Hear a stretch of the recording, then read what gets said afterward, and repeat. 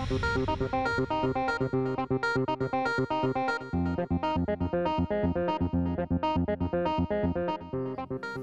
we are back for the final question in our series of questions and answers on online banking security. And the last question comes from Rusli. Okay, so fakes, so ITN machines, iTune credit card frauds. We've come across news that there are fake ATM skimmers all around the world.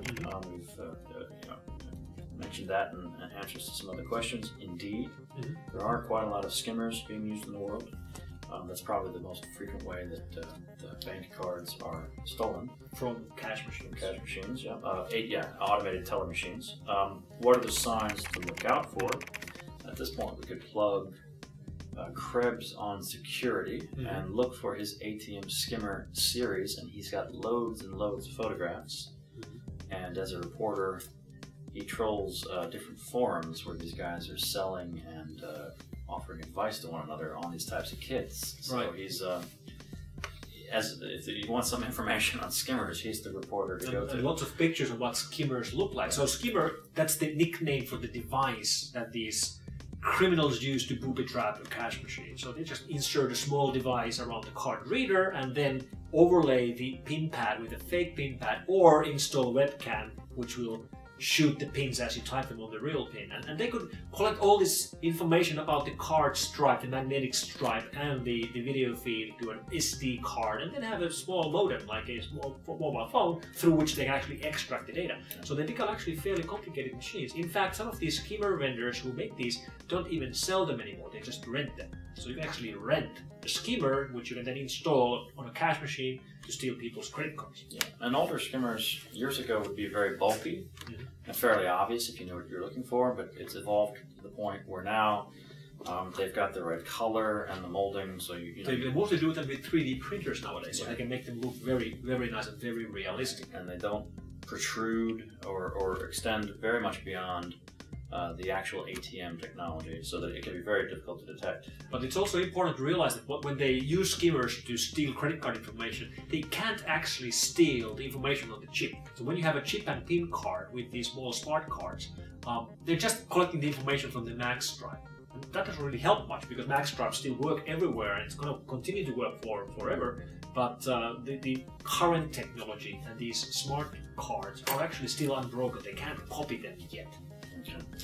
Part 2 of his question, iTunes fraud. Cases of iTunes fraud, how to prevent them. I can speak from personal experience that trying to buy iTunes gift cards is a very random thing at this point for me. If I try to buy two $50 gift certificates, iTunes all of a sudden tells me my account is no longer able or authorized to buy gift cards. So you're buying them from Apple directly? From Apple directly, everything is secure, and then I've had in the past at least email tech support saying all is well. And then again, like a lot of first level support comes back an automated answer saying like, we're sorry that the fraud occurred, and I have to write back, no fraud occurred. I actually tried to buy. I wonder what's that all about?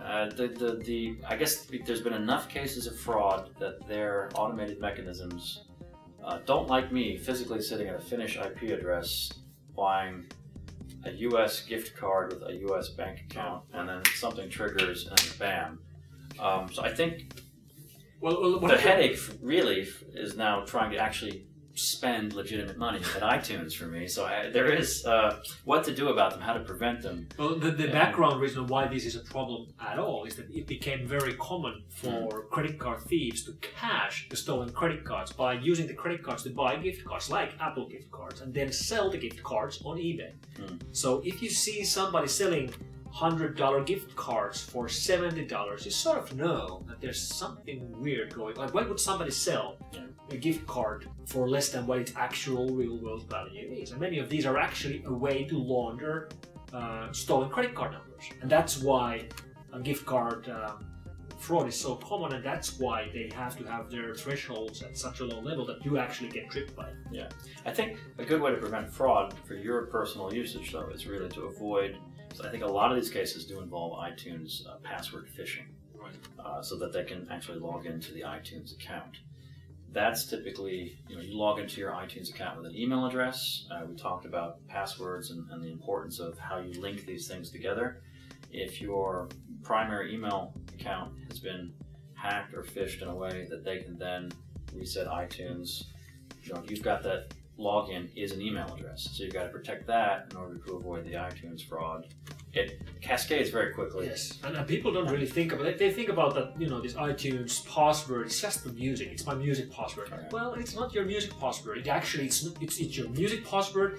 It's access to your credit card information, and nowadays it's even access to your backups, because more and more people take backups to this Me cloud of Apple, and it's protected by the same account. Yeah. So how to prevent the iTunes frauds? Go back to the password question. Think Change your about password. How you're using your passwords and what you're linking that iTunes account to.